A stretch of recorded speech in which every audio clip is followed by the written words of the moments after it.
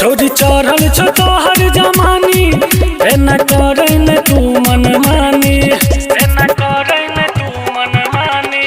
छोरी चढ़ल छो तोहर जमानी, एना करे न तू मन मानी। दरभंगा के छोरा पका ले तो सटा दे तो, सटा दे तो छोरा माइनस में प्लस सटा दे तो, सटा दे तो, सटा दे तो छोरा माइनस में प्लस सटा दे तो।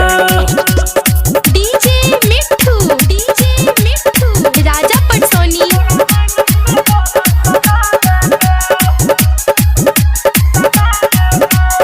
मिथिला रिकॉर्डिंग स्टूडियो, थाना चौक, झंझारपुर। सोलह सिंगार करके घूमे बाजार गए, तोहरे पीछा लगो छोरा हजार गए, तोहरे पीछा लगो छोरा हजार गए। सोलह सिंगार करके घूमे बाजार गए, तोहरे पाछा लागल छोरा हजार गए।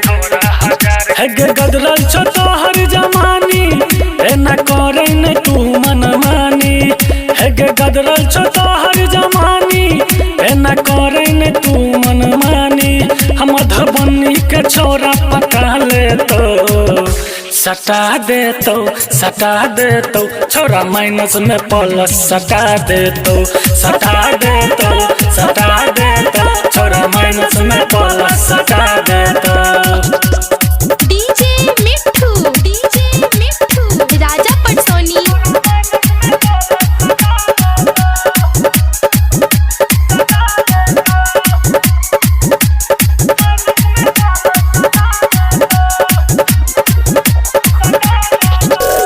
कमे उमर छो कातिल नजरिया, हिलब चले छगे पतली कमरिया, हिलब चले छगे पतली कमरिया। कमे उमर छो कातिल नजरिया, हिलब चले छगे पतली कमरिया।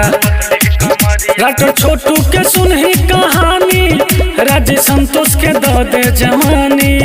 राठौर शंकर के सुनही कहानी, राजे संतोष के दो दे जवानी।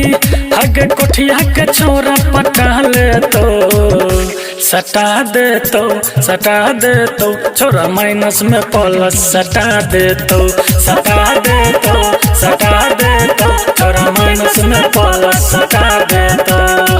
छोरी चढ़ल छो तोहर जमानी, एना करे न तू मन मानी, एना करे न तू मन मानी।